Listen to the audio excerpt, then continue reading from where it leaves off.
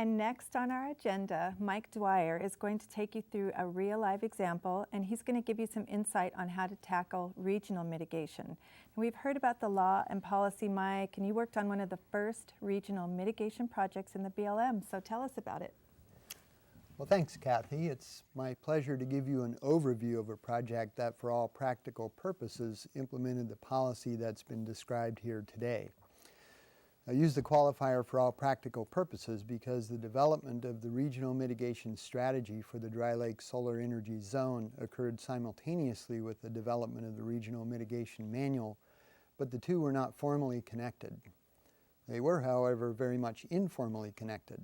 That is, the two project teams enjoyed a frequent and healthy dialogue, and as a result, the Dry Lake project made significant use of interim products that went into the making of this manual. While we are still decompressing from the rarefied air of the project and have not fully fleshed out all our lessons learned, I hope that this presentation provides some insight into both the opportunities and challenges associated with executing a regional mitigation program at the project level. So Mike, if the idea for developing an off-site mitigation strategy for the Dry Lake Solar Energy Zone didn't come from the Off-site Mitigation Manual, where did it come from? We imposed it on ourselves, Kathy. So it came from the decision to implement a solar energy development program in the BLM, as described in the Solar Programmatic Environmental Impact Statement issued last year. Among other things, the decision established 17 solar energy zones in the 6 southwestern states by amending the applicable resource management plans. The decision directed that for the impacts of solar development that cannot be avoided or minimized, the BLM consider implementing off-site mitigation, and that a regional mitigation plan be developed as the means to figure out what might be done. One of these solar energy zones, Dry Lake in southern Nevada, was selected to serve as the pilot for the development of such a strategy. As depicted here, the idea is to first avoid impacts, and where this is not possible, to minimize impacts by implementing things like best management practices, as Jim pointed out. The impacts that remain after avoidance and minimization are referred to as unavoidable impacts. The first tier of the hierarchy was implemented for solar development on public lands by the establishment of the solar energy zones. These zones are areas found to have high potential for solar, but with relatively few conflicts. That is, we avoided areas with significant and incompatible resource values. The second tier was also addressed in the Solar Programmatic EIS. Chapter 5 provided a robust suite of design features that could minimize the impacts of solar development on site. The Solar Programmatic Environmental Impact Statement includes a chapter for each of the 17 solar energy zones, assessing the site-specific impacts and recommending a site of design features specific to the impacts expected in each zone.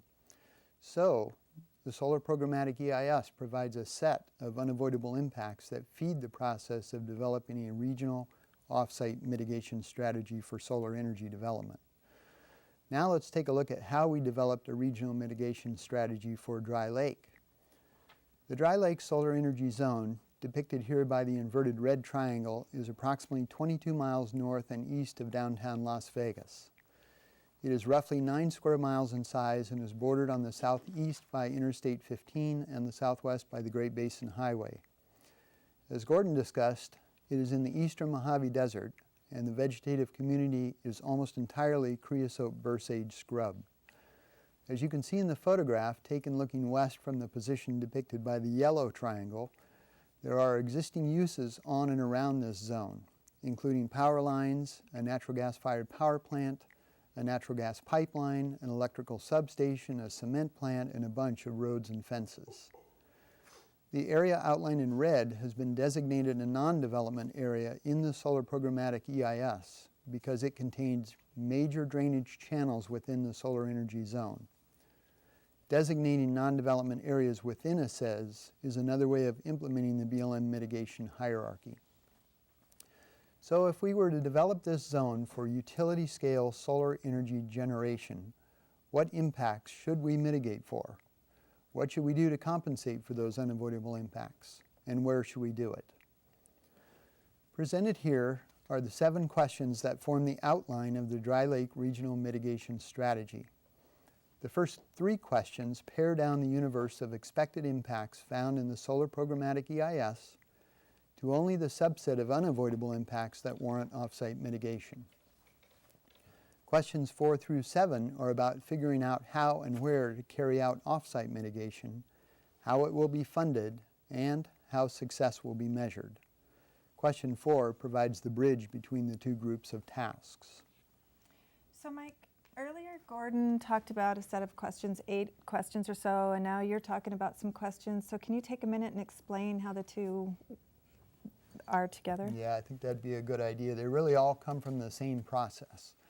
3 of the questions are on both lists, and they're underlined in the next slide that's going to come up as in common between both the lists.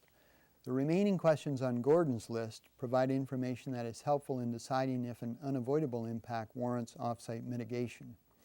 And you see those as components of question number 3 on my list. I'll briefly describe each of these questions, how we answered each of these questions for the Dry Lake project. Incidentally, the Solar Programmatic EIS directed that the development of a regional mitigation strategy should provide the opportunity for stakeholder input. Accordingly, we convened several workshops and solicited comments over interim products over the life of the project. We had over 100 people representing a variety of interests participate in some way over the course of this project, and stakeholders were involved at every step. They contributed expertise, creativity, and opinion that made the final product better. I want to acknowledge that the product you will be introduced to here is as much their work as it is ours. As I mentioned earlier, we started with the impacts specific to developing Dry Lake for utility scale solar development as analyzed in the Solar Programmatic EIS. At the time it was written, the authors didn't know what technology might be installed at Dry Lake, but it was safe to assume that solar development can have a fairly drastic effect on the natural environment. The 2 photos here of the Bright Source project on public land in the Las Vegas district illustrate the intensity of utility-scale solar development. Each tower, and there are 3 on this site, requires approximately 1 square mile of reflectors. And I'd like to draw your attention to what the ground looks like under the reflectors on the lower of the 2 photos. It's pretty much the complete removal of vegetation, soils, and even the topography itself as this area is graded flat. The initial unavoidable impacts were taken from the Solar Programmatic EIS and were reviewed and amended slightly by an interdisciplinary team at the local BLM office with first-hand knowledge of and the most up-to-date information about the resources found in Dry Lake. As you can see, we ended up with 2 lists of unavoidable impacts. Those impacts that are definitely unavoidable and those impacts that may be unavoidable. In the opinion of the interdisciplinary team, the impacts on the maybe list can be effectively minimized by the successful implementation of design features, but recommended they be closely monitored to ensure they are effective. The other list, the definite list, was carried forward to the next step in this process. To move to the next and final subset of impacts, those that warrant off-site mitigation, we applied the criteria found in the BLM Regional Mitigation Manual, including consideration of the potential effect of the unavoidable impacts on problematic regional trends and the role of the impacted resources play in the greater ecosystem as Gordon described. Listed here is the subset of unavoidable impacts that, according to the screening process, met the criteria for warranting off-site mitigation. There shouldn't be any surprises here, but I do want to point out that we bundled the impacts to biological resources under the heading Ecosystem Services, because our conceptual model helped us realize that where ecosystems are concerned, the whole is more important than the sum of the parts. And by the way, this and the next few slides feature a few of the special status species found in the Dry Lake Solar Energy Zone. Once we have the impacts that warrant off-site mitigation, we are in a position to state what it is we are trying to achieve with off-site mitigation. As you can see on the next slide, these are regional level goals. While this is the place where a mitigation ratio might appear, in a plan, such as 2 acres restored for every 1 acre disturbed, we chose not to go down this path for a couple of reasons. First, the Dry Lake project area, as you saw in the slides I showed earlier, already experienced a good deal of disturbance from existing uses. Thus, the condition of the landscape is already less than its full potential before any solar development ever occurs. Second, the team felt the focus should be on the outcomes rather than outputs. That is, the things mitigation is meant to achieve in the region. Articulating our regional mitigation goals led us directly to the Las Vegas Resource Management Plan to seek established management prescriptions for the impacted resources that seem to speak to mitigation. I should also mention that the desert tortoise is listed as a threatened species under the Endangered Species Act. Dry Lake is tortoise habitat, but not critical habitat. There is a habitat conservation plan in place for Clark County in which Dry Lake is located, and the associated Section 7 permit requires payment of a mitigation fee of $810 per acre.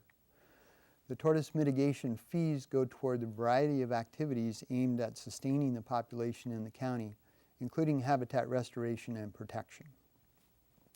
With our goals in hand, the next step is to identify what actions we are going to take to achieve them and where they are going to take place.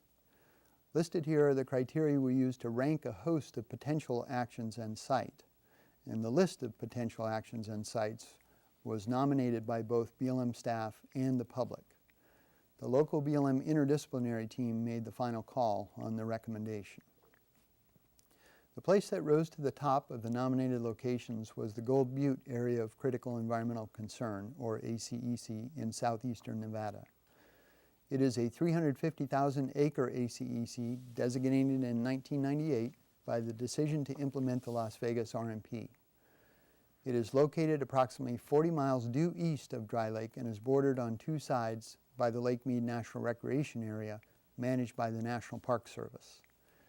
It was designated an ACEC for a variety of outstanding resource values, including desert tortoise habitat, wildlife corridors, scenic values, and cultural resources. Why did it rise to the top? The short answer is that it best met the criteria found in the Regional Mitigation Manual. Let me highlight a few of the most significant of these. First, it is in the same state, county, and ecological region as the Dry Lake Solar Energy Zone. Second, there is significant opportunity for restoration thanks to recent wildfires and also to a proliferation of roads that have been identified in a BLM transportation plan for closure and restoration. Third, restoration and protection are consistent with the management prescriptions for the area specified in the Las Vegas RMP.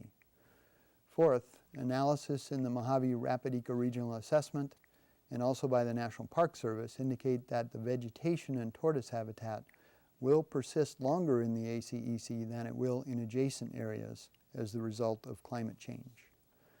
Fifth, the current level of funding is insufficient to accomplish either the needed restoration work or the protection of the area from further degradation, particularly from unauthorized off-road recreation. Finally, the mitigation actions will benefit multiple resources. For example, the significant cultural resources found in the Gold Butte ACEC. As you might expect, the recommended mitigation actions are restoration of disturbed areas and protection of resources in the ACEC from further degradation. I'll give you just a minute or two to read these recommendations before we move on. You know, Mike, while they're looking at those, you mentioned that the current level of funding is insufficient, and by looking at these actions, they seem kind of ambitious. So how would you fund this work? The team recommended charging a fee to fund off-site mitigation actions. However, precisely how this fee is calculated is one unfinished piece of this puzzle, and it's complicated. For example, for Dry Lake, the cost of restoring and protecting an acre of the creosote burrsage vegetative community in the eastern Mojave Desert can be an order of magnitude higher than the value of the land.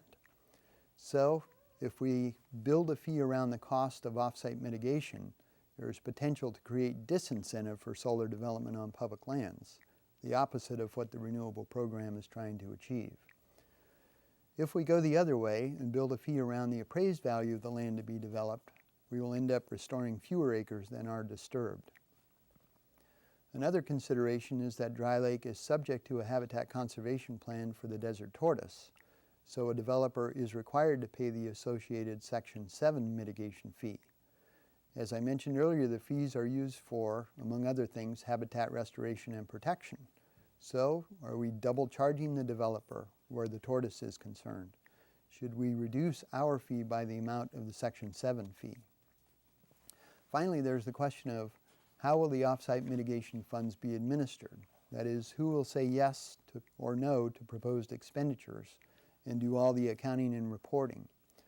For the Dry Lake project, the project team recommends having a third party such as the National Fish and Wildlife Foundation administer the fees. I'm afraid you'll have to wait for the release of the Dry Lake strategy to see how this part of the story plays out. Regarding monitoring, we want to make certain that we are not only measuring, but measuring the right things. As Gordon mentioned, these include things like, did we accurately predict the impacts? Did the design features minimize the impacts as predicted? Did the off-site mitigation actions achieve their goals? And how did our efforts affect regional trends? Finally, we have to have a strategy if our measurements indicate that we are not achieving desired results, an adaptive management plan. This project provides an opportunity to take adaptive management to a new level by turning our conceptual model into a decision support model and using it as a frame of reference for advancing our understanding of the ecosystem and for assessing the costs and benefits of various management alternatives. This is work that remains to be done. That is a very quick overview of the strategy and the process. The internal draft of the Dry Lake strategy will be published to the web in the next few days. Okay, so we posted that internal report to a Google site. I have a NEPA training Google site, and so only interior employees can get to it, and we'll have to figure out how to distribute that link. I think we might send an email out, or if you want a link to that site, just let me know and I'll email it to you, and then we'll figure out, because we just got that figured out yesterday. So we'll have that on there, and I encourage you to have a look at it. It just sounds really great to me. So Gordon, you worked on this project for quite, Gordon, you worked. Gordon will take the next question. You worked on this for quite a while, but do you have some observations from it? Sure. Where did Gordon come from? Okay. The Dry Lake Regional Mitigation Strategy was developed in response to an internal stimulus. That is, the BLM decided to develop this strategy to get our act together on what off-site mitigation might look like for the Dry Lake Solar Energy Zone before we initiate leasing. But this created a couple of conditions that might not be typical of other programs other than solar energy. For example, we started with a completed EIS that had identified impacts and design features. This allowed us to start already knowing the unavoidable impacts. Many other proposed projects that may warrant off-site mitigation will not have this luxury. In these situations, it is likely that developing a regional mitigation strategy would be best accomplished as a part of a NEPA process. Because development of this strategy was not a NEPA process, the final product is a recommendation only. And if it is adopted by the authorized officer, it will have to be incorporated with the NEPA that will be carried out to support leasing. Another observation is that from time to time throughout the project, as Jim pointed out, we had to remind ourselves and our stakeholders that we're not required to mitigate all the unavoidable impacts. The key questions are which impacts and how and where we will compensate for them. Another observation is that we found the regional perspective refreshing and useful. Taking a broad view of problematic regional trends gave us a new way to look at cumulative impacts, examining them from an outcome perspective versus an output perspective. We still have some thinking to do to get more quantitative about how we do this, but even the qualitative assessment of regional trends helped us move from unavoidable impacts to those that warrant off-site mitigation. In a similar way, using the conceptual model that Gordon showed us helped us visualize the interrelationships between individual resources and ecological services, and helped us see that we can't parse mitigation of resources that play critical roles in a system and expect the results to be effective. Regarding the mitigation fee, the challenge is to come up with one that supplies the resources necessary to carry out effective off-site mitigation, but is at the same time sensitive to market forces so that it does not discourage exactly what we are trying to encourage. Finally, regarding the stakeholders who participated in our project, while there were many entities involved, we did have two large groups of stakeholders, the conservation interests and the solar industry interests. The conservation groups generally were concerned that whatever and wherever we carried out off-site mitigation, that the final investment would be durable and additive. Despite our best efforts to convince them otherwise, they were not entirely comfortable that the recommended mitigation actions in the Gold Butte ACEC were either. Industry, on the other hand, was all about the bottom line and certainty. They reminded us frequently that the fee had to be something the industry could bear, and that they shouldn't be the only public land users required to pay it. This brings us back to the BLM Regional Mitigation Manual and the question of how it might be applied across the spectrum of multiple uses. And that seems to be a good segue to opening up the discussion to everyone. Thanks, Mike. I'm really glad that you talked about the stakeholders. I imagine that involving them throughout this process made Dry Lake a lot more successful. And I think even though you said that your team and Jim's team were loosely connected, I'm sure it was really helpful for both of your teams to be working on these two things at the same time. All right, and one more thing, is it okay if people contact you if they have questions or comments about this, or if they want to know more? Sure, of course, yeah. Please you can email me at mdwyer@blm.gov, or you could call me at area code 702-515-5186.